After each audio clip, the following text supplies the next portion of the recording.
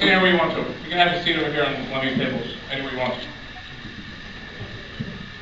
I want to welcome all of you to the first attempt to have a vendor summit before a major meet. One of the biggest problems that we have going to these events is trying to advocate during the event. And we understand how hard it is for you vendors, heading to your booths, trying to take care of your customers. So we decided to do this. Good turnout, I think, for the first time. We always could use more people when it comes to advocacy. First things first, I want to thank Inaugural for sponsoring this event. It is really refreshing to see a Chinese manufacturer step up to the plate like they have and get involved in advocacy. I did see him in Las Vegas last week as well too. And for us, the people that vape here in the United States, for you, the guys that vend, that bring their products in, they're a vital part of us moving ahead, fighting the system, the people that are against us. So please, round of applause for Inaugural for sponsoring this event here.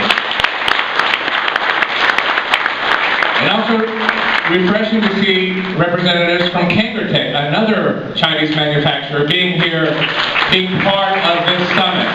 Very vital going ahead. So what we're going to try to do here today is try to focus on political battles. What all of you are facing as industry right now. I am going to start off the microphone with our first speaker. I'm just going to let them introduce themselves, and then we'll get into some topics, ask some questions. I'll be going around for you guys that have questions. We have a panel here of the most brilliant political minds in vaping advocacy and of course the legal field, right? We're going to need legal field.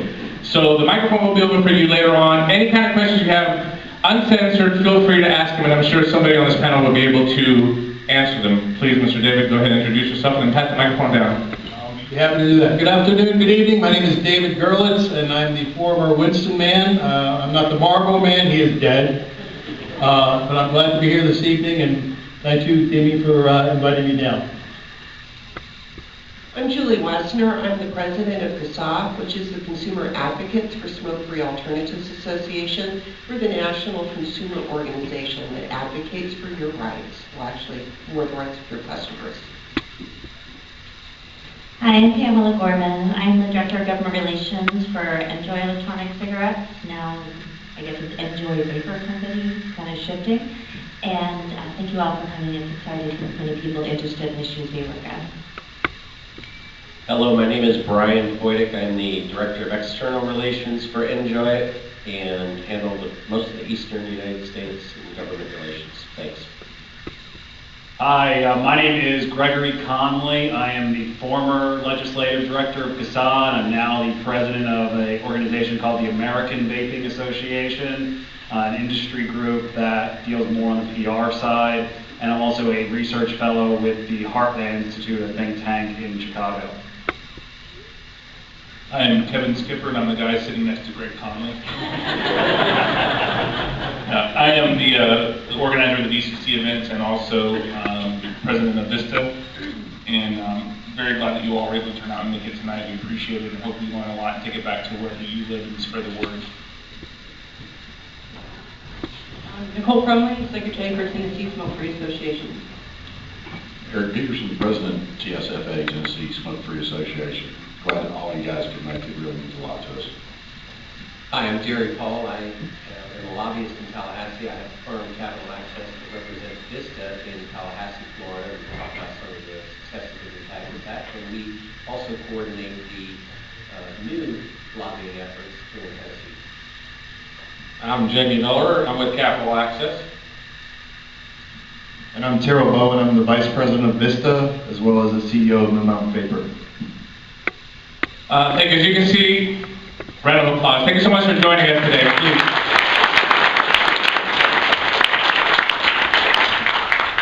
Before we get into the state battles, which are extremely vital right now, I want to talk about what's going on the federal level. For some of you that might not know, or want to get a little bit more education on it, I'm going to direct it to Gregory Conley. Kind of give us an idea of what's going on with the industry on a federal level. Mr. Conley. I think this is on. Okay. Yes. Okay. How many of you think that you are aware of what the FDA's deeming regulations actually mean for you? Good, I'm glad very few people are lying. Now, when I was making a speech in Las Vegas at the Vape Summit a few months ago, I kind of asked all the vendors in that giant stage room that we were in to just listen to me for about 30 seconds so I could just let them know how much trouble that they are in. Because at that time, right now, the industry is great. A lot of people are making a lot of money, and a lot of people are changing people's lives, building businesses, employing people, etc. But that all will change with the proposed FDA deeming regulation. Because from the looks of it, every single e-cigarette product, every single device, every single component, all the nicotine-containing e-liquids, they will all be banned unless each individual company can afford, at a cost of around $1.5 million per application, per flavor, per nicotine strength, etc., to even just get an application filed with the FDA. And the way that it works is that there is no real grandfathering in. Even if you've had your e-liquid on the market since 2009, it doesn't matter to the FDA. You still need to file that application, and it is not easy. It's not, even if you can come up with the money, it is not easy. And so we are strongly encouraging vendors to start to get to know their representative in Washington. Right now, there's an election in a month, and so a lot of them are back home in their district now, so I strongly encourage you to go to discuss what the consequences to your business of inappropriate FDA regulation. And later on, I'll be glad to get into more specifics, but the key is that this is trouble for the industry. This is trouble even for large companies that have investor money like Enjoy. It's trouble for everybody. Even Lorillard of Blue Cigs took issue with a lot of parts of the deeming regulation. And now you even have people like our friends at RJ Reynolds who are encouraging the FDA to ban all e-liquids, ban all open systems, and ban most flavors. And so it's time for this industry, which actually, Bonnie Herzog of Wells Fargo Securities put out a report just this week pointing out her belief that the vapor tank mod market is $1.5 billion in 2014. The Stigolite market, $1.1 billion. So we are, all of you are the vapor industry. You're the dominant part of the vapor industry. You are the part that is growing. And we need politicians, policymakers, and groups to realize that this is the true vapor industry, and this is the industry that needs to continue to exist. And again, happy to answer more specific questions about FDA later. Thank you, Greg. And never have happy news from you. Never. Every time I talk. Turning our direction, again, staying on a federal level, Julie, CASA, for a lot of the vendors that are here that have brick and mortar stores that don't get on, online much, how can they relay how important it is for them to educate their customers that come into their shops on what your organization does and how we can help the overall industry? Well, first off, all of you in this room have customers who are so grateful to you. I mean, I want to see some head nods. You've got customers who come in and say, I believe that you would save my life. This kind of loyalty is invaluable, and you owe it to them to help them get involved so that they can not only advocate for themselves, but also by extension advocate for you. The battles that we're fighting at the state level are a little bit different than what we're fighting at the federal level, but they're still important. We're fighting taxes, we're fighting bans on where these products can be used, we're fighting flavors, we're fighting all sorts of things. And so what we ask vendors, we don't represent the industry, we're not an industry representative, we're a consumer group, but what we ask of the vendors is to pass along CASA information to your customers, whether it's brick and mortar or online. CASA is vendor neutral. We have no vendor information on our site, so nobody needs to be worried about driving traffic away or anything else. But once your customer becomes a member of CASA, which by the way is free, the biggest bargain in the industry if you ask me, they're put in touch with information so that if something comes up at the state level, they're in our database and we send them information so that they can advocate for themselves. And one of the things that we do is we've been so pleased to see state groups popping up, and we work cooperatively with the state groups in order to provide backup assistance. We've been doing this for 2009, and then we formally incorporated in 2010, so we've got substantial expertise in this area, and we're happy to work with the state groups in order to help them. So we need more state groups. That's the big thing. Well, part of the Tennessee Smoke-Free Association and why we wanted to host this is the kind of the example that we have set here by forming this organization, and Eric will touch on it a little bit more. But the problem has always been, how do we bridge the gap between the moms and pop shop and the federal organizations like CASA, like SPADA, and like the American Vaping Association? So what we decided to do here in Tennessee is form a 501(c), the Tennessee Smoke-Free Association, to try to put all the vendors under one umbrella for a couple of reasons, and Eric will dive into that in a little bit more detail. But the biggest reason for me is to show the economic impact that we have in the state. If we can get all the vendors under one umbrella, we can go up to the Capitol and say, we are the Tennessee Smoke-Free Association, we represent 200 shops in Tennessee that employ 1,000 people, and we have X amount of economic impact. There's not one politician that's going to turn that away. But if I go up there and I say, hey, I'm Dimitri and I just quit smoking with vaping, yeah, I mean, they're impressed. But not as impressed as they would be if all those people lost their job and eventually they're going to lose votes. So Eric, talk a little bit about the Tennessee Smoke-Free Association. Well, it's been an interesting path, to say the least. I've gotten to meet a whole bunch of vendors and owners and consumers as well. It's the whole idea, guys, is to get everybody together. We have to, or it's going to go away. You heard what Mr. Conley said. If we don't unite, get together, and work together to save vaping as we know it's going away. I like vaping. Do you like vaping? Okay, I want to keep vaping. I smoked for 30 years. I figured I was going to die from smoking until this came along. We've got to keep that going. That's why I'm here. So Nicole, if you want to just tell people what we have done so far, I mean, with the membership that we've had and the groups that we have tied into. I think that most people, they think that someone else is going to do something for them, and they're not. We have to do this for ourselves, or it's not going to happen. In the last 7 months, we've been able to have 23 vendors in the state of Tennessee come together. So we've put the personalities aside and our principles first and foremost, we can come together and join this higher lobbyists, because those are going to be the people that speak for us when we have to go to speak. 23. Some of those are multiple locations, but that's a lot of vendors. But on our list on City Vapers, there's over 100 vendors in Tennessee, so 23 is not enough. When I'm showing 100 vendors on the vendor list, 23 is not enough.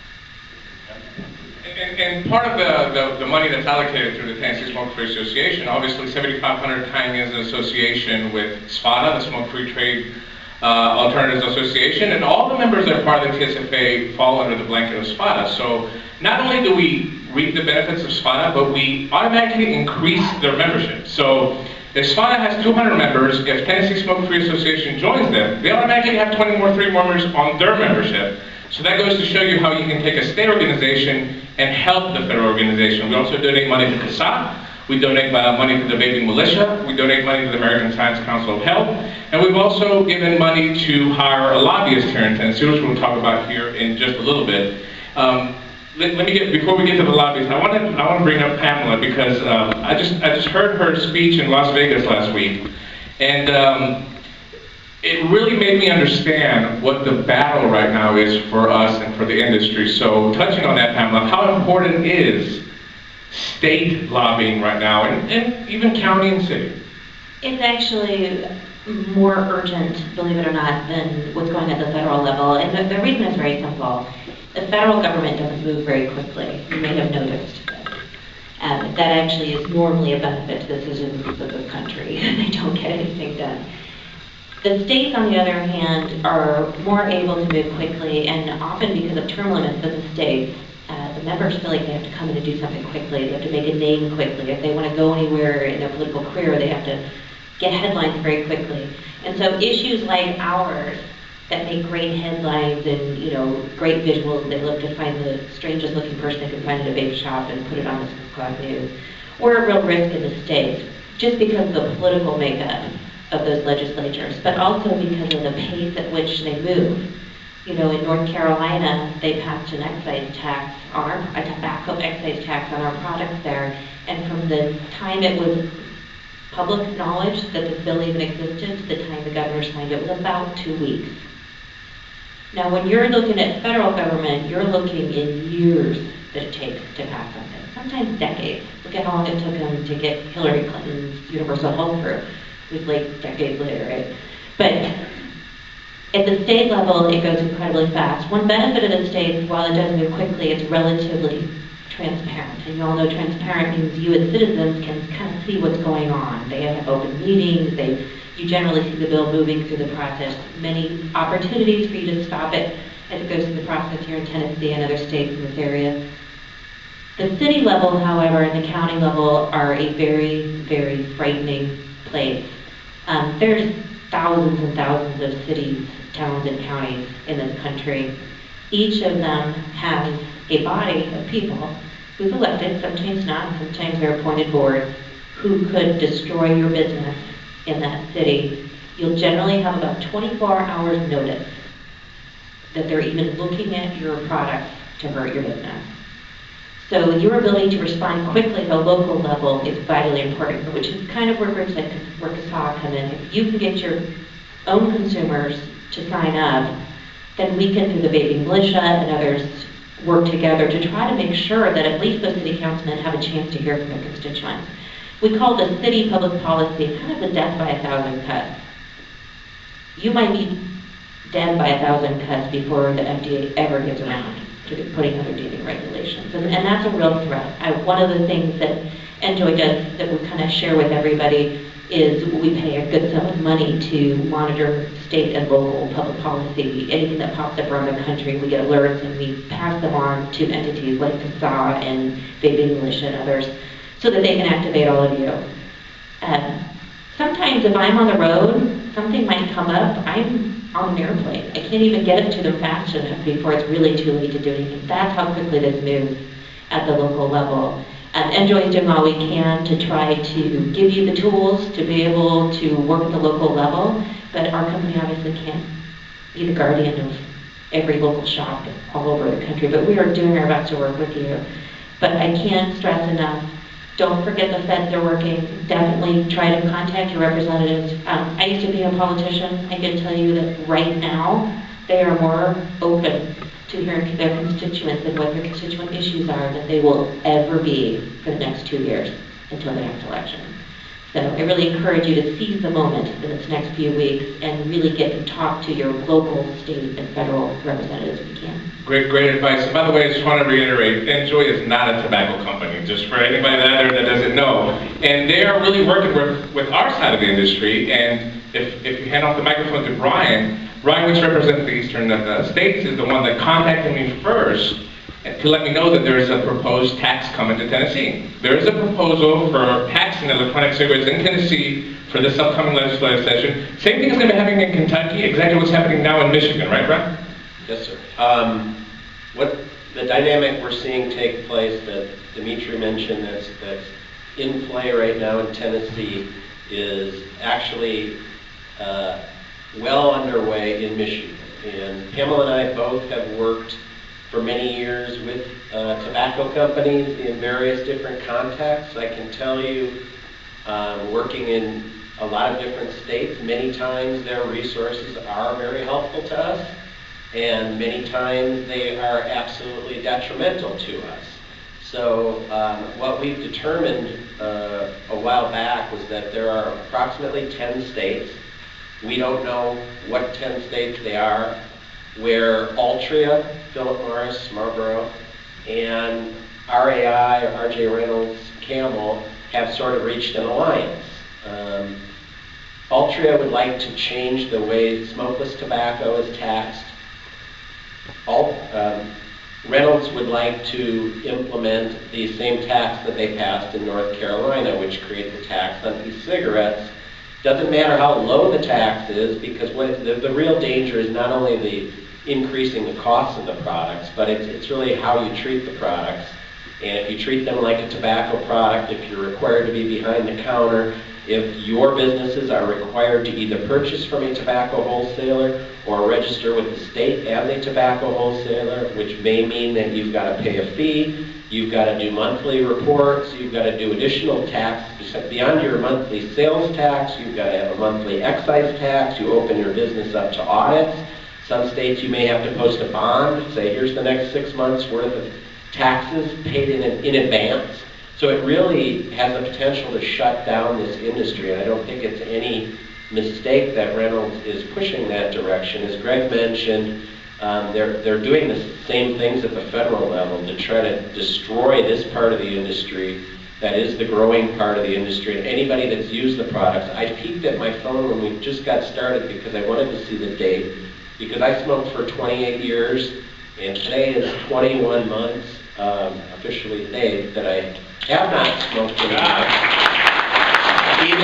Even though I worked with Enjoy for the last year plus, I've always been using open system products. I'm glad that the company was very receptive to that. They always have been. Pamela and I have always advocated within the company about the benefit. The true mission is to obsolete combustible tobacco cigarettes, and that to the credit of the leaders in our company, they've learned that you need flavors to appeal in the long term. You need variability of products, and that works for each person individually. But in Michigan, there is a bill that fixes the smokeless tax the way Altria wants.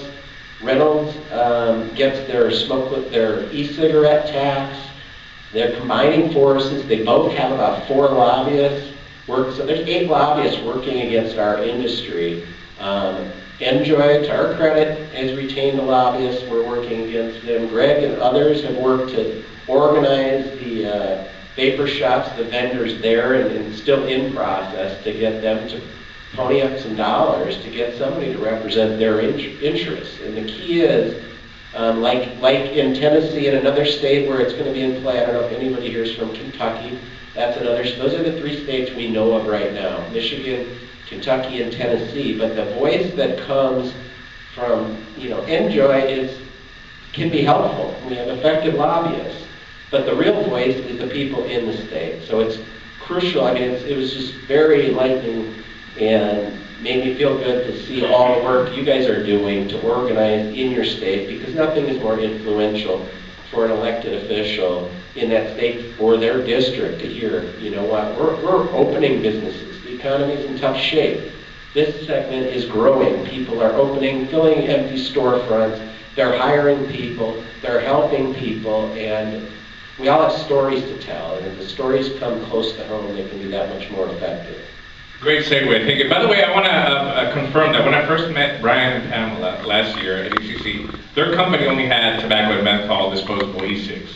And when I met Brian and Pamela, they were both vaping on Kangaroo e-box with flavored e-liquid. So it's a totally true story, but great segue to Kevin. And Brian hit it on, I mean, we have 2 companies, Altria and RJR, in those back rooms making deals. Where's our voice? Where's this industry's voice? What have we done as an industry? Welcome, Mr. Matt Bradley. Mr. Matt Bradley from Deadly Catchment. What have we done as an industry to get into those back rooms? Well, we're certainly not going to do it with our good looks. It's going to take money. And that's what the goal of Vista is, Kevin. Yeah, absolutely. So in addition to the vaping convention circuit, I'm also co-owner of a vape shop in Tampa, Florida. And of course, I was when I started planning the first VCC event in Tampa, I also was learning a lot about at the time, deeming FDA regulations. And, as Greg said, everyone, I barely anyone here raised their hands, but it's going to be a bad thing for the industry for sure, essentially. But then I had the realization at that moment when I kept getting, I was a member of CASA, and I was getting the calls to action and stuff. And I said, there are literally thousands of jurisdictions beyond the one federal government. And I also realized, as Pamela said, that the federal government works slowly because I've been involved in politics in the past as well. So in the states and counties and cities can very quickly turn around a piece of legislation. And they typically do knee-jerk legislation. So if they see as something in the news that says e-cigarette use amongst middle schoolers is on the rise, then of course they want to go back to their district or their county or their city, and they want to protect their children. Because protecting the children and protecting the elderly are the two things that they can do to get votes quickly. And it looks good for them. So I realized that there was no one out there organizing all the different states and localities that was even remotely at that time trying to hire a lobbyist to represent our business interests. I'm talking about from the vape shop that I own, co-own in Tampa, Florida. Who's looking out for us? No one's looking out for us. So Dimitri and I actually began speaking about this. Dimitri on the board of directors, also TV, who is, obviously he's in the Tampa Bay area. He has a big interest in it as well, being the president and CEO of Moon Mountain Vapor. So we discussed it and we decided, we need to form an organization. We have CASA, we have, at the time, the ABA was also CASA representing the consumer interest. The ABA is going to be doing the public relations type stuff. So bodies, at the time, they were mainly focusing on DC and FDA regulations, but there was no one who was doing the state level. No one who was keeping an eye out for what these cities and counties are passing. And basically, as you all know, you probably see it all the time. Once it creeps into somewhere, it spreads like a wildfire. If a city or a county passes something to ban e-cigarettes or tobacco cigarettes for smokes, everyone wants to do it. It's a political craze. It's a fad. It's just like whenever we get new devices out, vapors want new devices. Well, politicians want to be part of that fad. They want to ban e-cigarettes before cigarettes are banned. So anyway, that was the whole goal behind starting Vista, is the Vaping Industry Strategic Truth Alliance. It's an industry-only alliance of companies just like yourself. And actually, that also, I think, to go back to the TSFA point, Dimitri was at the same time conceiving the TSFA project that he ended up getting off the ground. And as it turns out, it's a really good vehicle to get funds at a state level, because as I found out very quickly, as we all found out on the Vista board very quickly, you can have a great idea, but you need people to support it, or it's going to be just that great idea. They can touch people. You guys can touch people in your state that Vista can't. We just don't have the resources as a brand new organization. We just started in April to go out to all 50 states and sign up members and be able to fund lobbyists, even though we realized we need to do it yesterday. We need to have lobbyists before this session so that they can, and Jerry and Jamie from Capital Access, who is Vista's lobbyist support, will tell you that this is the time that we need to be working. Not when bills are introduced. We want to be able to help shape the policy, not be reactionary to the policy. So that's what we're trying to do with Vista. That's the goal. And I'm assuming we'll go down that way. Yeah, and I want to say, we're proud to be the second state through Vista to hire a lobbyist now with Capital Access. I'm going to turn off the mic for this gentleman. But going back to what Brian said, Altria has 4 lobbyists and RGR has 4 lobbyists. Well, look now. We have a lobbyist in Tennessee. Enjoy's on our side. We have 2 lobbyists on our side. Now we have 2 people inside there to represent your interests as a business and ultimately, of course, the consumers that buy from you. So I'm going to hand over the microphone here to the gentleman representing Capital Access in Florida. First of all, tell us how important it is for our voice, our industry, to be in those backbones. Well, it's real important, because by the time you have a bill, a whole host of people have already agreed to the language of that bill. And so if you're not in the room when that bill is being spoken about or conceived, you're already, by the time the bill is heard in its first committee, you're already kind of, I don't want to say you've lost, but you're fighting an uphill battle. For instance, in Florida last year, we had an anti-vaping bill come through our legislature, and it happened fairly quickly. That's kind of the catalyst for Vista formally forming and hiring us. And basically the bill started out with a ban on nicotine products for those under the age of 18, which I think we all agree with, and the industry agrees with. Nobody was really selling to children under the age of 18. But politicians, especially in an election year, want to be able to hold up something and say, I'm doing something to protect children.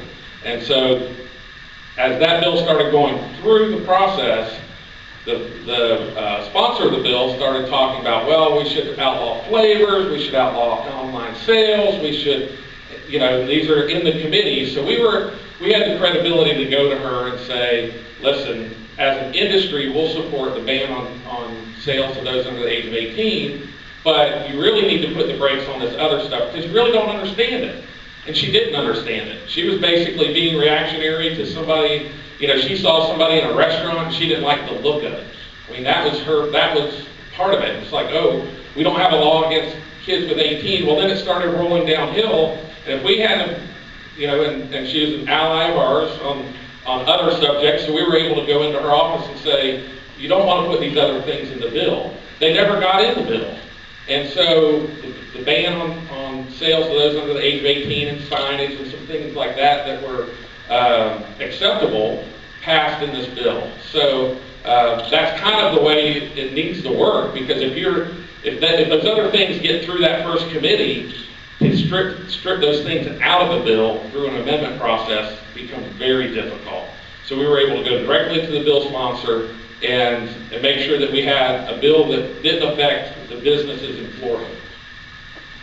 And also, if I can add to that, and you can touch a little bit more in detail about it, is sometimes I talk to vendors, especially with the Tennessee Smoke-Free Association, and you know, I hear this, you know, I can't really afford $2,400 a year. You know, I really can't afford $200 a month for the. Well, what are you going to say to those businesses that say they can't afford that $2,400 a year? I would say that the one thing that will cost you more than getting involved in the political process, if you're in an industry like your own, is not getting involved. It's like going into the courtroom without a lawyer. It's like being in a boxing ring without a trainer. It's like playing the football game tomorrow. I think the Gators and the Vols are teeing it up, right? Mostly the Gators. Yeah, it's like going into a football game without a coach, which is like the Gators. We're Gators, so we can say that, all right? So look, the bottom line, Pamela mentioned that she was a former politician. I think she served in the legislature. I served in the legislature as an elected official. I can tell you as an attorney, as a former elected official, as a former appointed federal official, 80% of government is showing up. The old Andy Warhol quote, right? You've got to show up. And just taking that first step and showing up, making a presence, the way that Kevin orchestrated, the way that Demetrius is orchestrated now in Tennessee, that in itself is a huge first step. One of the reasons is because these days, everything in politics, everything in a capital city is very organized and structured, and there's lots of notice, as Pamela was saying. A lot of sophisticated software and tools so everybody can see what everybody's doing.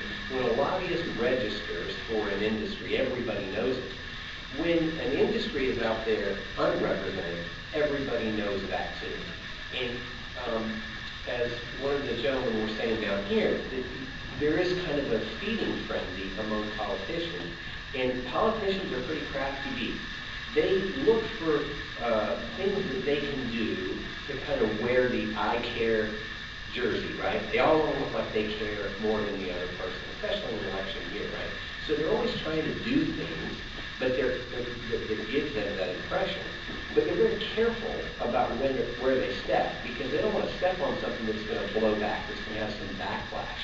So they're looking for when somebody proposes something to them, when a lobbyist comes and says, hey, here's a great idea for you to look great in your district, a good politician is going to say, okay, but what's the negative to this? What's the downside? How can this blow back on you?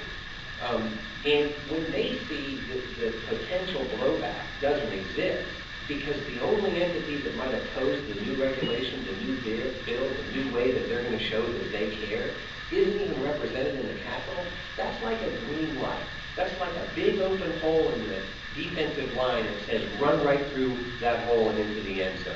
The instant you show up, however, and you register, you have a lobbyist register, everybody sees that. And now they know that, okay, I know that if I file this bill, or if I file this amendment, I'm going to get a call because this group is registered. They have a lawyer in the courtroom now. Doesn't mean that they necessarily roll over. It doesn't mean that they give up, quit, go home. But it does mean that they think twice. And that's a big part of it. And the second thing that it means is that anything that they do, we as the lobbyists are going to hear about it. First, we're going to know about it because we see every single bill, every single amendment. We monitor and track and read every single one of these that affect you.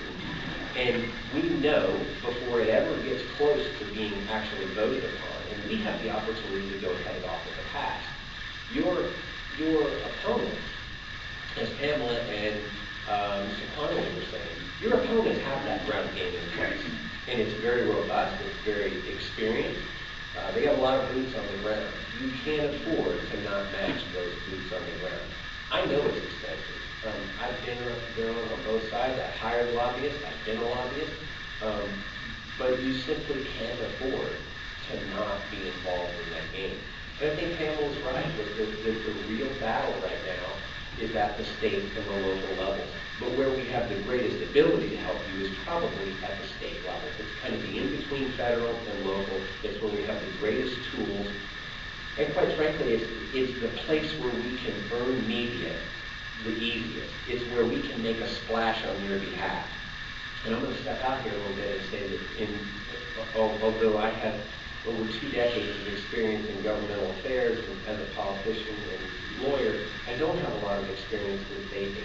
I'm relatively new. I guess in some sense we're all relatively new to it, but I'm still coming up to speed on some of the emerging trends.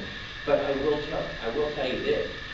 Other people are noticing it, they're recognizing it, and the politicians are starting to flock to it. It's something that is very newsworthy right now, and just to give you an example, Jamie mentioned a moment ago that there was this bill that was filed. Well, we had been hearing chatter about that bill before it got filed. Kevin had gotten increasingly interested in retaining somebody in Tallahassee. At the point in time that he finally hired us, the bill was about to hit the floor. We were able to do a press release, and within a day and a half, 2 days, we had a senior member of leadership on the floor of the House of Representatives, literally reading Vista's press release on the floor of the House, kind of announcing to everybody, oh, by the way, the vaping industry has arrived, we're watching, we create jobs, we help people avoid harm, avoid risk, and we're a good thing.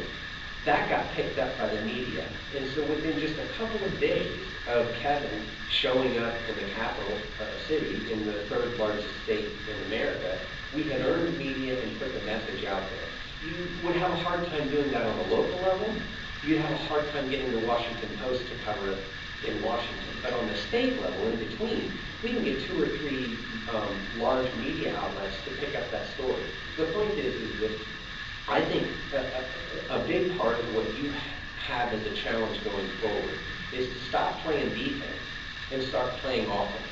And playing offense, actually moving the ball rather than just trying to prevent the opponents from scoring on you, is going to require some more progressive messaging, some more progressive communications, and that is best done on the state level too, in conjunction with the type of lobbying efforts that Kevin has put in place in Florida, and that now we, on behalf of the Florida team, are coordinating with Dimitri here on the Tennessee level. That needs to occur in every single state.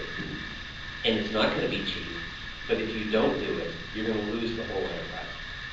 Very well said. Thank you. And I know we're making some headlines. Brian told me that he heard at a dinner that he had about somebody told him that the vapor industry is getting organized in Tennessee. So just by forming an association here and hiring a lobbyist to represent Tennessee, we've already made waves without even knowing it. But the chatter's going on, right? Yeah, that's exactly how we first became aware that Tennessee was one of the states where Altria and Reynolds had reached an alliance and were going to push something. We sat with a friend, Pamela and I were there, and sat with a friend of ours from our past lives, and he asked me if I had Tennessee, yes, and said I got some concerns about this vapor group getting organized here. So, working for an e-cigarette vapor company, I said, well, what are you concerned about? He said, well, we don't like anything that's happening here, but the lieutenant governor is pushing. He's not a fan of tobacco, so he's working on some legislation, and we're all going to take a little bit of pain, and we're all going to get a little something good. You know, we're trying to make it workable. So I said, well, what's happening exactly? And he said, well, we're going to get our weight-based tax that we want on smokeless tobacco. Reynolds is going to get their e-cigarette tax and some tobacco harm reduction language. And I said, well, what are we going to get? And the answer is we're going to get screwed. Absolutely, yeah. And his concern about trying to work out this backroom deal, and it'll be presented as, oh gosh, I'm tough on tobacco and I'm doing something. But at the end of the day, everybody in this room is the one that gets screwed.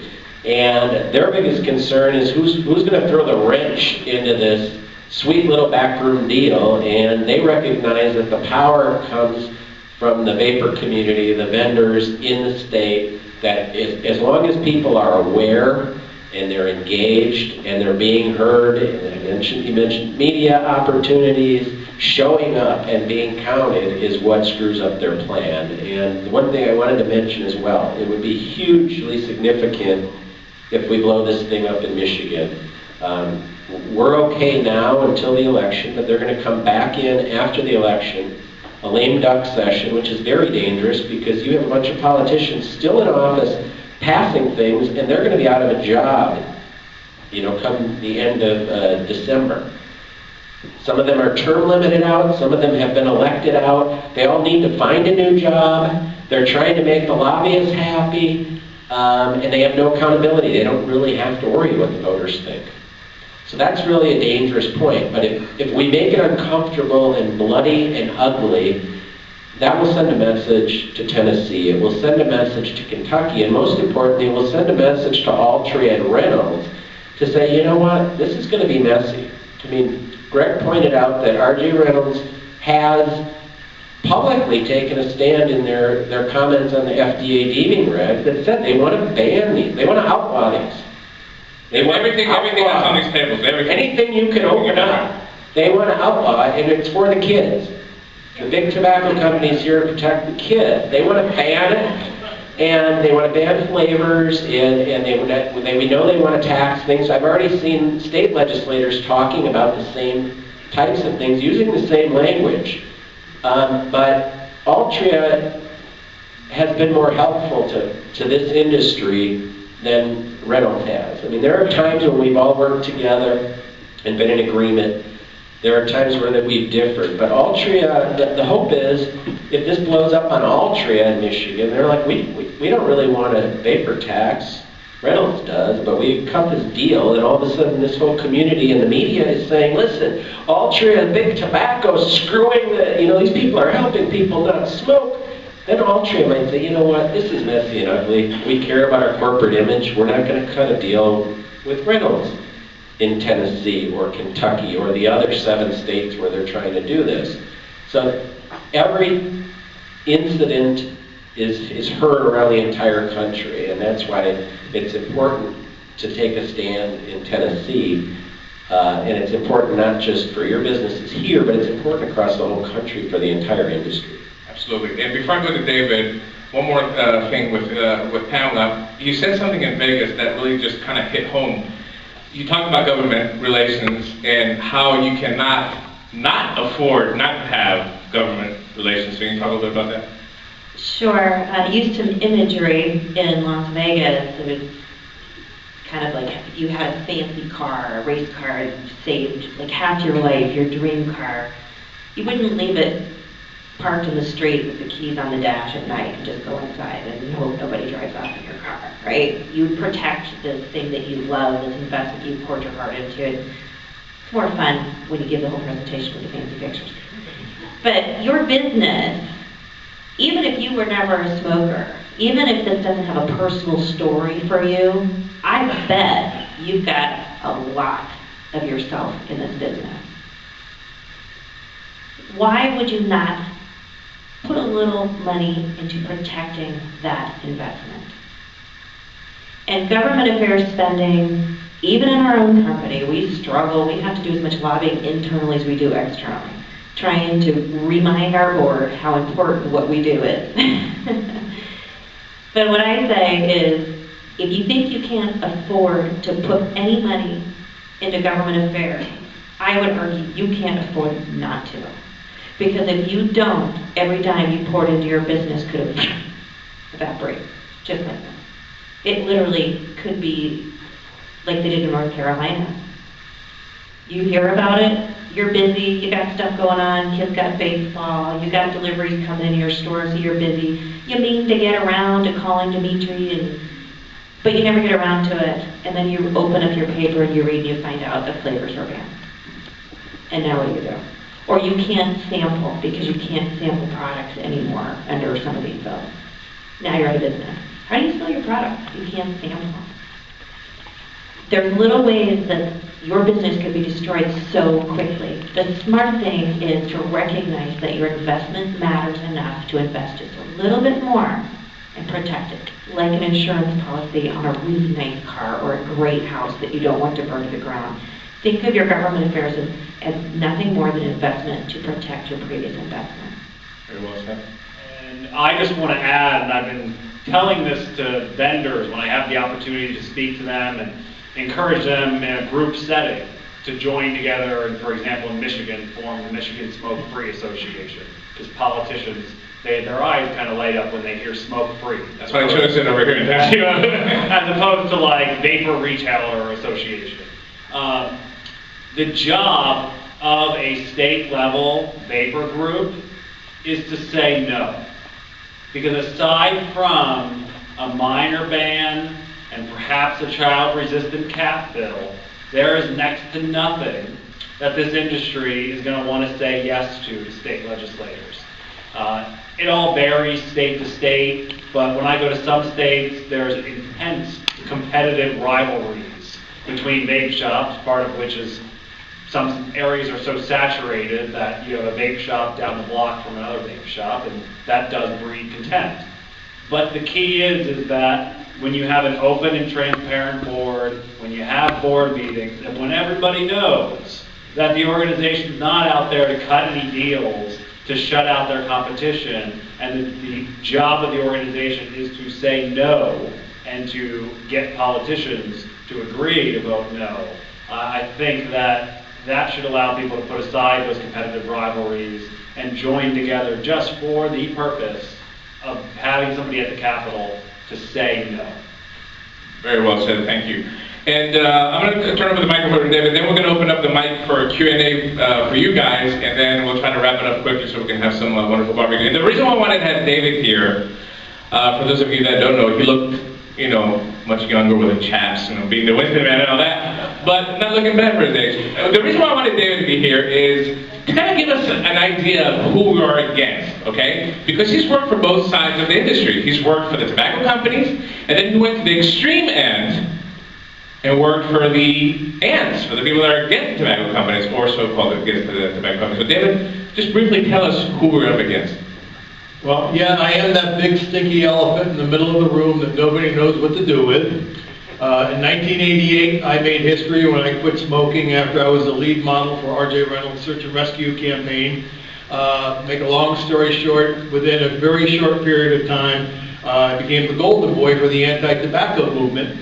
And back then, in 1989, the tobacco control movement was your grassroots, country bumpkin kind of people, didn't know what they were doing, they were strategizing because they were getting money from the Centers for Disease Control, from National Cancer Institute, because this new thing came out with the Surgeon Generals that tobacco kills. Well, my brother died of lung cancer at the age of 46. And in 1988, my kids got me to quit smoking. And when I quit smoking against R.J. Reynolds, they didn't like me. We don't do lunch anymore. They don't call, we don't go out, we don't party, I made history, and then within a year, I became the golden boy for the anti-tobacco movement. I spent almost 20 years trying to go out there and change my strategy, and that was to get kids to never start smoking. I started when I was 13. Majority of you who do smoke, did smoke, have smoked in the past. I can pretty much guarantee you were a teenager as well. 93% of smokers start under the age of 17. So I went out there, I made a fool of myself, I went out and tried to get kids to never start. And I was successful until the anti-tobacco movement became very educated, they became very wealthy, they became very obnoxious, they became very arrogant, they became very angry with people who smoke cigarettes because they were trying to denormalize what they were going to try to keep in their coffers financially for the rest of their life. So they came up with the idea to turn smokers into lepers, second-class citizens, and I was not going to be a part of that. So around 2007, I walked away from the anti-tobacco movement. We don't do much with them either. So here I am, this guy who was the anti-tobacco activist, along with my good friend Rick Bender. Wave, Rick. Rick Bender is another anti-tobacco speaker, and now he owns a vape shop down in Englewood, Florida. Rick lost half of his face to cancer, oral cancer. He lost half of his face, half of his tongue. He went out and he tried to get kids to never use these products. He tried to get kids to hear that it's not a good choice, and that's all we were trying to do. I didn't become an anti-smoking zealot. All I wanted to do was get kids to never start. And then lo and behold, in 2007, I hear about this electronic cigarette thing that is going to somehow potentially save lives, and I said, that's a bunch of bull.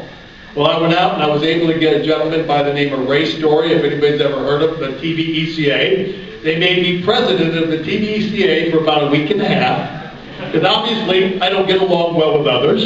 I don't play well with others. So you got a lot of mad girlfriends. Yeah. But he wanted, because I was significantly interesting. Here's the guy who was the R.J. Reynolds Winston man, in cahoots with somebody like Rick Bender, who chewed and spit tobacco and smoked cigarettes, and he lost half of his face. And we're out there with scientists and lawyers, and we're trying to get a feel for how we're going to get this anti-tobacco message out there. We did it well, and do you know why? Because they had billions of dollars. Billions and billions and billions of dollars, and they were paying me well, they were paying Rick well. Unfortunately, the vaping community doesn't have billions of dollars, that I know of. Not yet. Okay, so what I decided to do, I was going to research the hell out of this electronic cigarette vaping thing, and I was going to do my very best to see who I could trust anymore, because who was going to trust me? I'd been on one side of the fence and then on the other side of the fence. Well, I'm passionate. I'm 64 years old. I have 3 children, 4 grandchildren, 2 great-grandchildren. I don't give a crap anymore. I am above the opinions that other people have of me. I really am, dude. I am above, I am above the opinion. If you think that you can walk out of here tonight after hearing this panel, I'm not a lawyer, I'm not a doctor, I'm not a legislator, I'm not a politician, I'm a bimbo. I was paid $100,000 a year to entice, encourage, lure, trick, target, and market kids. That was my job, folks. Believe it, believe it, believe it. They don't care about you at the tobacco industry. They don't care about what you do, what Gregory Conley is saying, what Pamela is saying. It's all true. They are in this for themselves. They will do whatever they can to wipe you out. They will do it quick, they will do it fast, they will do it furiously, because greed will always outweigh fear, folks. And if you walk out of here, blah, blah, blah, blah, blah, now listening to these people who are giving up their time and their expertise. I've been doing this a long time. This is not my first rodeo, folks. It's not Rick Bender's first rodeo. We have been fighting and fighting and fighting.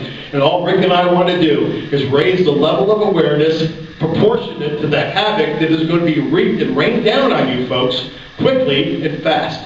So I'm asking you, with all that's inside of you, to do what these people say. Put a couple bucks into your business to keep it alive. Be vocal, be aggressive, be assertive, because I sure am. I don't walk softly. I do carry a big stick, and again, I will do whatever I have to keep a potentially life-saving device, whether it's a mod, whether it's a PV, whether it's a vape pen, whether it's an electronic cigarette, this disposal, which I like.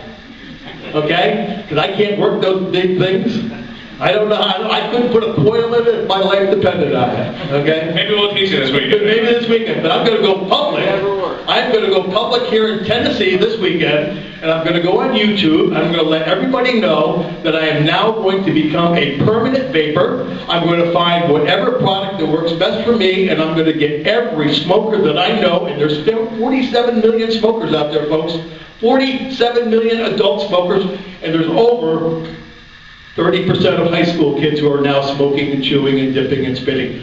Tobacco control has failed miserably, and they will use whatever scapegoat they can, and this is what they're going after right now. This and Gregory's. They are going after you. So what I'm asking you to walk out of here after this weekend, yeah, have your parties, have your fun, go get your new juices, check it out, but let's be reasonable. Let's be fair. Let's make this a fair fight.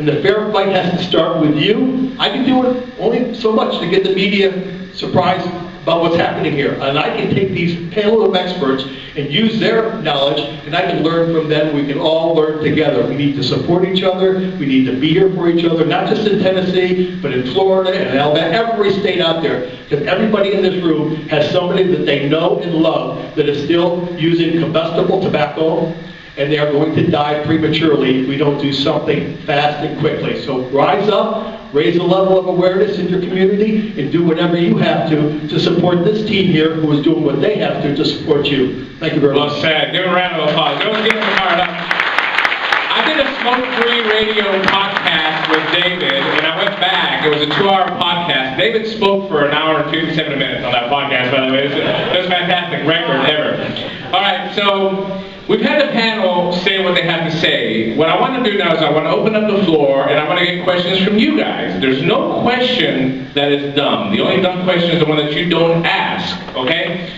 So I want, just by raising hands, anybody has any questions for them? Any kind of question for anybody that's here, this is your time. Against all the state regulations and how we fight those battles and how there's battles to be won. One of the things that seems to keep coming up that's going to trump all that is the FDA deeming regulations. And what I have not heard anybody explain really well is what we can do on the vendor side of things to help fight that particular battle. Well, right now, the comment period on the deeming regulation has closed. So that opportunity is over. However, the FDA still has to read those comments, still has to possibly do revisions, submit it to the OMB, part of the White House. This is going to be a long process, and so that means that, just as I was explaining earlier, there is still time for your congressional and Senate representatives in Washington to learn, holy crap, there's 20 businesses, 100 businesses in my district, and these people are voters, and these people have, direct access every single day to 50, 100, 150 voters. So that's the work that a lot of vendors now, if they have not done so, the next month is a great time to do that, because even just getting one individual person to understand what this industry is, they all have their close-knit communities in Washington, and they all know what representatives are on the committees that can actually have some impact. If you are a representative on the Homeland Security Committee, he may not be able to do very much on this, but he may be best friends with the committee chairman of the House Energy and Commerce Subcommittee that deals with the FDA. And so, yes, meeting with your representatives in Washington, even going to Washington, D.C. to meet with them. Savada has been doing fly-ins to D.C. Probably about once every 6 months or so. That's great strategy. So just making them aware that you exist and that you care about this issue and that your customers do. That is what needs to happen in the short term.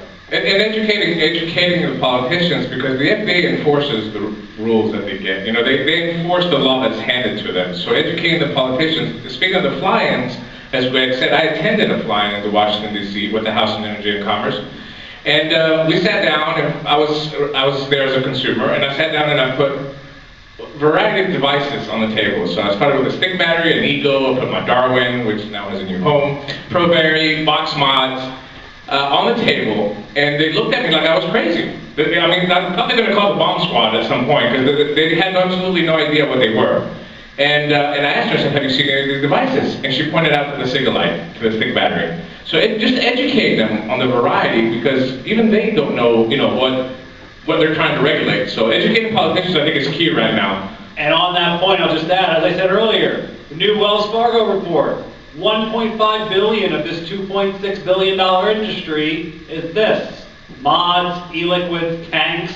The stick-alikes are dying, or at least stagnating. And it's important that these people realize that, because of the 435 representatives in the House of Representatives, I don't know if more than 25, 30 of them are aware of what this is. Yeah, down in Florida, I noticed you were talking about regulations and money that was involved, talking about $2,400 a year. Is that per store? Like, how much is going to actually make a difference? And I understand the whole thing about trying to get that money raised as a store. I was a former store owner as well. And, there's ways that could be coming up with taking one day off, taking maybe 4 hours out of your day per employee and covering somebody else's shift. You can make up to $200. How much of that is actually going toward getting something done, and how much is just kind of the fluff, with different organizations? You got to pay for, everything else that's out there. But how much is actually going toward getting something into legislation? If you're talking about Vista itself, we don't have any fluff at the moment. We don't even have an admin person. What you see getting done with Vista is getting done primarily by that man at the end, and myself, and Jesse Ray, who's in Minnesota. You can be here. Basil Ray, as you know. Basil Ray.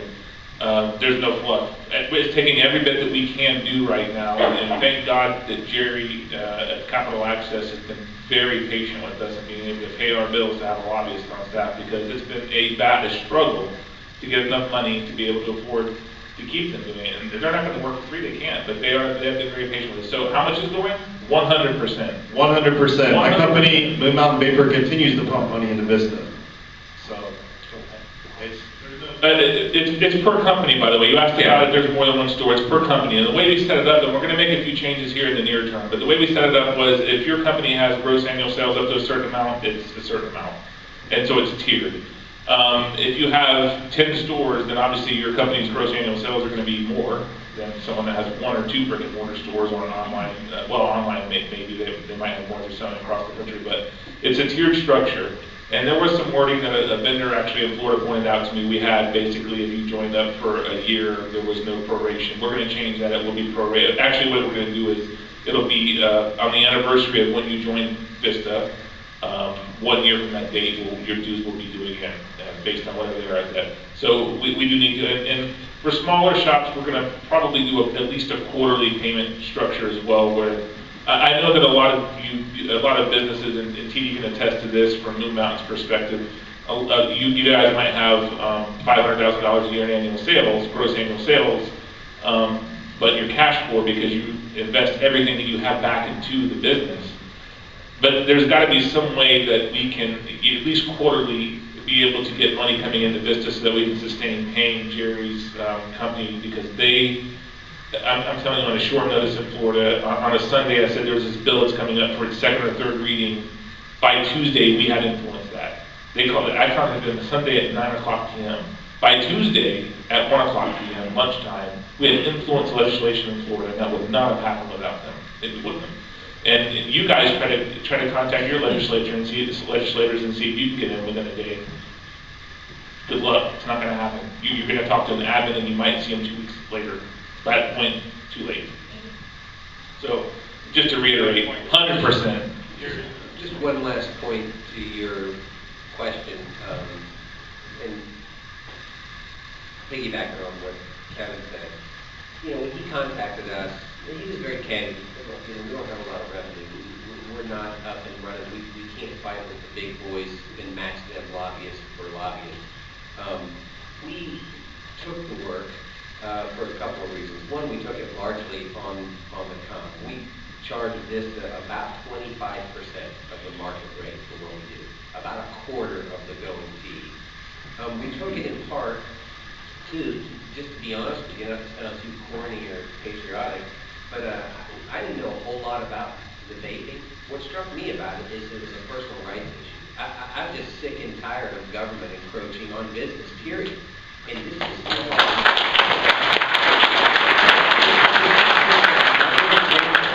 internet sales tax, and so many other areas. Yeah, and we saw a fight down in Florida with the microbrewers and them getting so bold and starting a lot of businesses, putting a lot of people to work and brewing some of their own beers and alongside Anheuser-Busch and shut them, trying to shut them down. And just time and time again, you see more government encroachment, and more politicians trying to make a name off the back of small business people, trying to stand up and say, I care more, when what they're really doing is just shutting people down. And so it was a personal rights issue to us more than anything. We wanted the government to get the hell off your back. That's why we took this. And also to touch on the $2,400 a year, that's the kind of the figure that we came up with at TSFA to launch. We kind of took a budget and we said, what do we need to launch? We need to tie into SPOT as an association, which is $7,500 a year. We had to retain a lobbyist, which was $10,000 a year. But, I mean, that's just to retain, okay? It doesn't cost that much, it's way more than that. We had to give money to CSOT. We had to get promotional material, website, decals. We provide all the shops in Tennessee with decals that they're part of an association. They put it on their window and they display it proudly. We pass out cards, flyers that talk about tobacco harm reduction, what an electronic cigarette is. We represent you in media. So if you have, a news media call you to do a story, don't do the story, basically, is what we're saying, because they always then try to change it and make you look in a negative light. So all that's the kind of stuff that we're doing here in Tennessee, and that same template we're doing now in New Jersey. We have all the templates, we have all the bylaws, everything's ready. We can just help you in your state no matter where you're at. And the reason why forming the Tennessee Smoke-Free Association, for a small vendor, okay, if you have one shop or two shops, it's really hard for you to tie into the federal level. It's very hard for you to be aware and join CSOT and join SPA and join all these different organizations. Through one state organization now that you join, we tie into all these guys. So basically we take care of all that work, all the information that's being fed to me from SPATA or the ABA or CSOT or even the Enjoy reps that are here today. I feed it down to our vendors here. So that was the goal of the TSFA, and when we launched Vista, we had a hard time getting vendors on board. So this makes it affordable for everybody. $200 a month, we're able to get 20, 30 shops, now we can have economic impact. Now we can raise $100,000 a year, we can really, drive it home, we can get something done. Somebody had a question here. Actually, I had a loud enough voice, that'll be on my first thought as a shop owner, and my insurance is drafted out of my account monthly. My business insurance comes out automatically, so I would encourage you beyond words to look at an automatic draft situation where, forget quarterly, you're automatically taking your money out monthly, and I would sign up for it today in a heartbeat. That's a great idea, but go ahead. This is my first thing. Sure. Second thing is, Julie, our shop, we give out the CSOT cards to every single new vapor that comes in. Before we ever open the doors, you go to CSOT.org, they have the resources, you pull them down, small fee to get cards that give good information, and so I applaud all of your efforts. My third question is really the one that's pressing on my heart, because Dimitri, you have I would speak for the Nashville market. I don't know if it's Nashville Vapor or Sapphire here. I think Nashville is here, yeah. I spoke with their chemist the other day, and we were talking about the challenges and I think that Sean with AAD was leaning towards that, and it was kind of turned around. As shop owners and as juice makers, our concern, first and foremost, is always the consumer. So I, as a single shop, I have one little shop and I have 5 employees, okay? We can't afford to test every single flavor, and this goes on and on and on.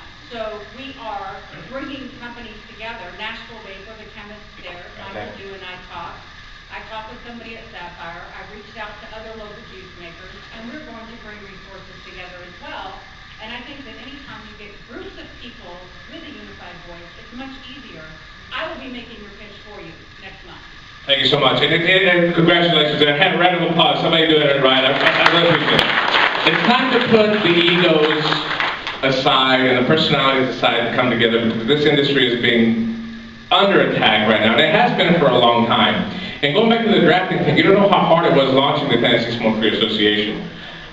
Just trying to get the vendors together on the same page. Again, like a lot of these groups, we don't have the resources. So it's basically word of mouth, using Facebook, sending emails out there, trying to let them know what we're trying to do here in Tennessee. And it's worked, because we're doing the same thing in Utah now. Utah's going to buy into Vista through an organization. New Jersey, they're trying to do the same thing. Arkansas has invited me to go up and try to form an association there for them, which is very, very simple. We have the template, just turn it over.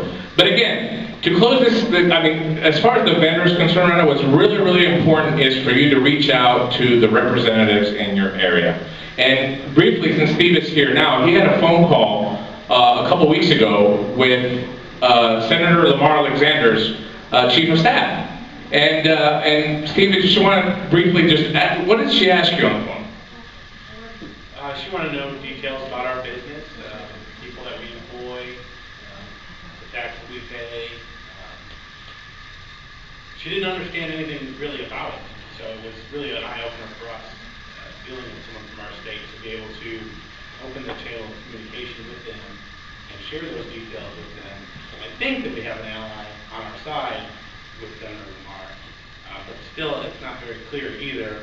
She seemed very receptive to the information we provided her, and it was an eye-opener for us. I think we have to do a little bit more work still. We want to get with some of our more local representatives as well. That's something we're planning on doing here before the end of the year. I think it's vital, and Greg will tell you, if you have the microphone, Greg, it's when you contact these politicians, don't be afraid to talk to the senior staff members, because those are the ones that really get stuff done. You can't really talk to the politicians, right, Greg? Yes, and I've heard Pam give this speech many, many times, including on the phone with me. A lot of times, especially at the state level, and federally, especially as well, the staffers are making the decisions for a lot of key issues. At the state level, a politician will sit on 2 of 15 committees, and all of a sudden, they come into work on a Tuesday, and there are 40 bills that might be voted upon that day. They're not necessarily staying up until 3 a.m. each night and reading all the bills and Googling and trying to figure out everything. They're taking the advice from lobbyists, and they're also taking the advice from their staffer. And that's especially true on Capitol Hill, where you have constituents calling you about thousands of different issues, to the point where you can deliver so many calls to an office, but if you don't connect with the staffer doesn't really like your issue too much, doesn't like the way you presented your issue. He may not even tell his or her boss what's going on. So yeah, the staffers are key, educating them, because then they can take your 10-minute speech, your 15-minute explanation, and break it down for 25 seconds when they're on the train or the plane back to the district with their boss. Yeah, very, very important. Go ahead, Ron. One thing I would add as well to supplement that is it's very frustrating, I think, for all of us to read in the newspaper what we're hearing about our industry and hear politicians talk about it, and they're often ill-informed. It takes everything we have to try to remain calm in the face of that, especially when you sit in a hearing and listen to it for 45 minutes straight, and then you get 30 seconds to give your side of the story. But the reality is, people don't understand. We're so immersed in our industry, we know everything to know about the products. But a lot of people, I mean, I've talked to legislators in probably 30 different states over the last several years. Most of them still haven't even seen an electronic cigarette. Now they've maybe seen a Cig-a-Light. This stuff is a little scary to a lot of them, but they get their information from lobbyists.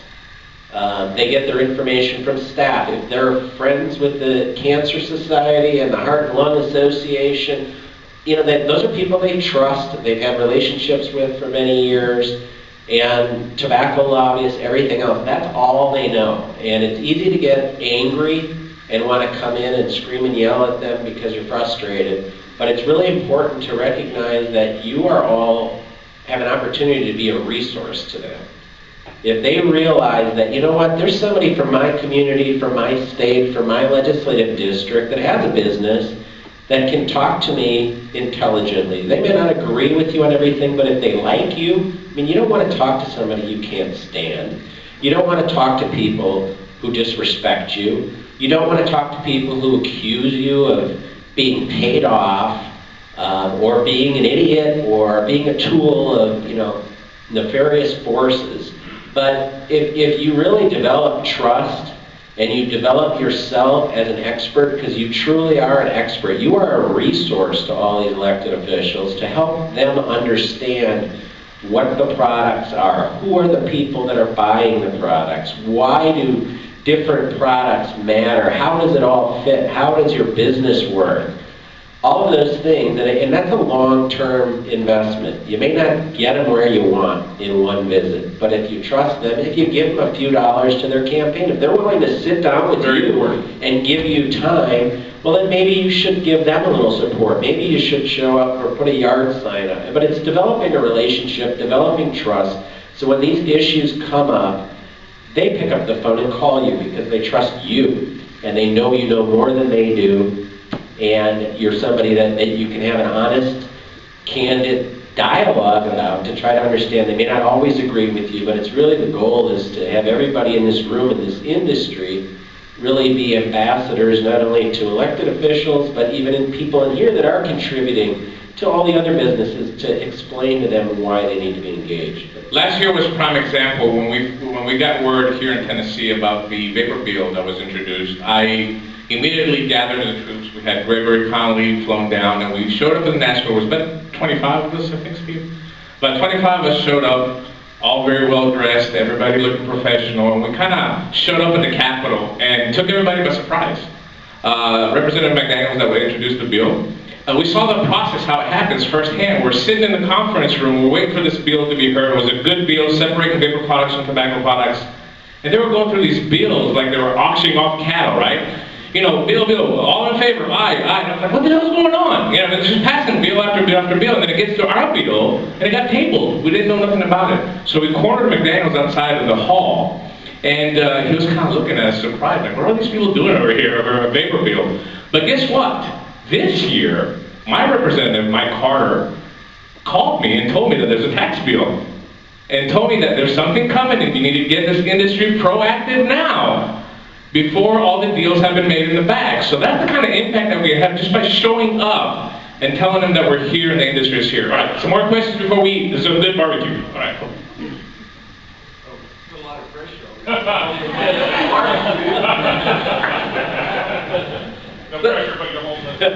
Thank you guys for y'all's time. Appreciate you coming out and speaking with us tonight.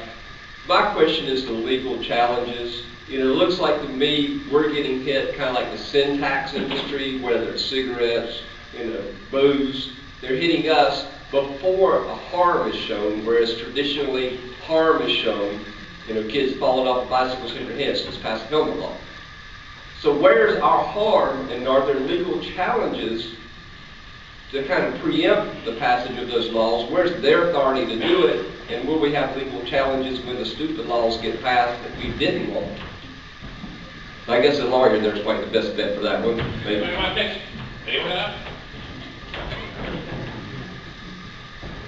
The answer is not good news. The news is that you can go to court and sue, but it's all going to be within the confines of the law. The people that you're talking about suing make the law. So even if you had some argument that some smart lawyer came up with and you built a case, I will tell you what the legislature will do, because I did this when I was a legislator. We were being sued by an entity because of something they didn't like. So I was the Senate Majority Whip. I walked around, I got an idea for an amendment one day. I wrote it on a piece of paper, walked around, I go, hey, I'm going to run this amendment. I found a germane bill. This will get us out from under that lawsuit. Awesome. We voted it. Yay. People didn't know what happened. The only people that knew what happened were the people who just saw their lawsuit crash. That's when you sue, you're basing on current law. When you sue the people who make the law, they just change the law. And as long as the law says they can do that, they will. So I'm God bless America. That's not the best answer you wanted to hear, but that's the truth. Yeah, but I think what the goal of this summit is we have to play by their game. We have to fight with what we're being, fought against. And it's time for this industry to get serious and get professional. And we have to do that by having these people like Capital Access, like Pamela and Brian, go inside there and voice our opinion. They have to be able to speak on behalf of us. We don't have anybody in there right now to voice your concerns as a business, and of course, ultimately to your consumers that are using the product. Any more questions? Yes? Who's deciding what is presented to lawmakers and what regulators? Who's actually deciding what's going to be presented to the lawmakers? Like you were just saying about the sin tax. Why are we not like embracing that? Here's the thing, I'll tell you the way it works with the lobbyists, because we now have two for Vista, one thing, thankfully, because of the TSFA's efforts in Tennessee, and I have another, I'm going to touch on that just really quickly, but what we have right now with the lobbyists is you're on notice, lawmakers, you're on notice that we're represented, and that is a reduced fee. Lawmakers, we're going to proactively do something, much higher fee. Lawmakers, we want to change the law, we want to write the language, much higher fee. We're down here. But we've got to break those barriers in the 50 states as much as we can and as fast as we can before laws are passed that make having lobbyists obsolete. So, because it's much easier for us at this point, much cheaper for us to put them on notice that we're represented than it will be 2 years from now to change those laws. Okay? So that's why we need you guys involved now. I think what Kevin said is like we retain the lobbyists here in Tennessee. If the vendors that are under the Tennessee Smoke-Free Association umbrella come to me and they say, hey, let's actively go after a minor bill. Let's present it. That fee is going to rise, but we can present that to the lobbyists. We can create law, but it costs money, a lot of money. So we can spread the cost across the state. If we do have, I think Nicole said 100 shops, I think that number is double right now in Tennessee. 2 or 3 opening every week, we can't even keep up with it. But if we can spread the money across all the vendors in the state, we're able to create a budget to represent your voice. Not everybody's going to get along with each other. I mean, I know there's a lot of competition, there's a lot of trash talking behind stores. It happens, okay? This is a competitive industry. But we have to be able to put all that aside, right, and agree with the store's 80%. That's what we're looking for. 80%. Can you agree with your fellow store that you're doing a tobacco harm reduction, you're helping your customers get off cigarettes? If everybody can agree with that, then we can raise the money and make change. But we certainly can't do that without the money. I mean, it's just impossible. If every one of those stores you just mentioned signed up to TSFA and we put all that money to Vista, we could write legislation in Tennessee. Not just be reacting to it, not just trying to stop it. Yeah, Jerry has one quick comment, but we could actually physically change it. Yeah, and just to follow up on what you were saying in Kevin's response, quite frankly, a lot of this happens in real time. When it's an amendment that's filed, if it's a bill that's working its way through the process, you can have an opportunity to take a look at it, read it, analyze the staff analysis. We get on the phone with Kevin, and he comes up, and we have a meeting with him, we formulate our position, and we go in with a strategy to promote our position. But a lot of things happen really quick. A bill that's germane comes up on the floor of the Senate or the floor of the House, and somebody files an amendment. We're there to catch that amendment like a fly ball, and we only have a short period of time to decide what we're going to do with it. Right now, we get on the phone with Kevin or with me, and basically it's us deciding. And I think we've gotten it right, but we're early in this process. The point I want to make, though, is that as this gets more and more complex, I think Kevin and Dimitri and others similarly situated like them, they don't want to be making all the shots, making a call on all the shots. They want input from this entire industry, state by state. So the best way for you to be part of formulating the legislative agenda for the association in your state is to join that association. You've got to be a part of that group, and as it grows, I'm sure they'll have like a legislative committee, and some people will serve on that committee. You'll form your legislative agenda each year. Your lobbyists will advise you on the matters that are likely to come up, and so you'll decide, you'll instruct them on which things to oppose, and then you'll come up with a list of items that you want to promote actively, and you'll go forward. Right now, we're kind of doing it on our own. I mean, we really are. But as these associations get bigger, that's where you have the opportunity to you becoming the ones that really control the levers of government. Any more questions? This is your chance now. This is like probably about $1.5 million worth of law school right here on this panel. I probably don't need the microphone, Okay. but is there an advocacy group in Georgia? We're the Georgians in the room. We applaud everything that's going on here in Tennessee. We're grateful, we're thankful, we're a little bit jealous of all the work that's being done here. There's nothing in Georgia that I've been able to find. I'll tell you what, there's a store in here that's in Georgia that joined the Tennessee Smoke-Free Association, but they don't have anything in Georgia. But I know that there is some talk, Bill, from Emote Vapes, is talking about starting something in Georgia. Listen, it's not easy, okay? Because everybody talks about it, but everybody crosses their hands. I have 2 jobs, 2 young daughters, a restaurant to run, but I said, if I don't step up, who's going to do it, right? So I stepped up. I'm thankful that I've had a couple of people to support me, and the first 20 stores that we signed up to do this. But it takes people to step up. And I know that, Bill, we had this discussion earlier about doing something similar. We have the template for the TSFA, right? We can turn it over to Bill and just copy-paste wherever it says Tennessee, just add Georgia. And let's form it over there. But we have to get commitments from vendors. You can't do this without money. You know, I mean, I can give all my time. I'm not going to give my money either. I mean, you know, so it takes money to raise to be able to start it. Once you launch it, I think after we launched the TSFA, and this past couple of weeks we made the announcement of the lobbyists hiring out, we got a lot of interest because people are seeing that we're doing something. We're trying to do something, and it's going to take a whole lot more than what we have right now to be able to have a positive impact. All right, anybody else? You get together with Bill though afterwards, please. Where are you in Georgia? Dalton, Chatsworth. Dalton. So there we got Fort Oglethorpe, Dalton. Let's start moving a little bit further down, get a couple more people in South Georgia. Let's get together and do it. I'll help. All right, any more questions? Any more questions? All right. I want to thank everybody. Anybody else here that has something to input? Yeah. Something keeps popping in my mind, and I'm watching all of your faces, and I know it's been a long night, you've had a lot of information. But I think there's one example you need to understand, digest, associate your heart and mind with, and really this could be you. Is anybody here familiar with the roll your own industry? Was anybody in that industry? I know we have a lot of vapor companies.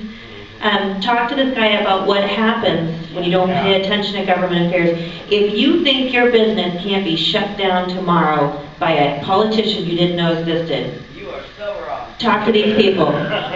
The roll your own industry was employing a lot of people. A lot of people were making money. They were employing people. All the stories that you have were the same stories roll your own people had. They were fighting these bills at the local level, the state level, and then one day they woke up, and what did you find out? Gone. Entire industry gone, like that, with an amendment on the transportation bill in Congress.